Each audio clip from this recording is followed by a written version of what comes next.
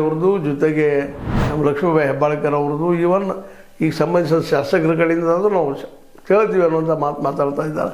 ಅವ್ರ ಅಭಿಪ್ರಾಯ ಎಷ್ಟು ಮಟ್ಟಿಗೆ ಸತ್ಯ ಸುಳ್ಳು ಅದು ಇನ್ನು ವಾಸ್ತವಕ್ಕೆ ಬಂದಾಗ ಗೊತ್ತಾಗುವಂಥ ವಿಷಯ. ಅದೇನೋ ಆಗಲಿ, ಯಾರು ಏನು ಸ್ಟ್ರೈಕ್ ಮಾಡ್ತಾರೋ ಬಿಡ್ತಾರೋ ಗೊತ್ತಿಲ್ಲ.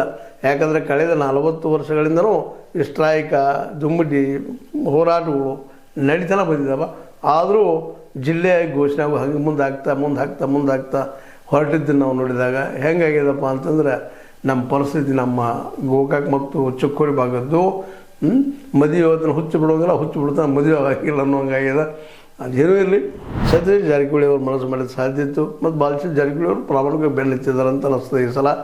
ಇನ್ನು ಎರಡೂ ಭಾಗ ಜನ ಯಾವ ರೀತಿಯಾಗಿ ಸ್ಪಂದಿಸ್ತಾರೆ ನೋಡ್ಬೇಕಾಗಿದೆ. ಯಾವ ರೀತಿಯಾಗಿ ಇದನ್ನು ಸೀರಿಯಸ್ ಆಗಿ ತೊಗೊಳ್ತಾರೋ ಅಥವಾ ಮರೆತು ಬಿಡ್ತಾರೋ.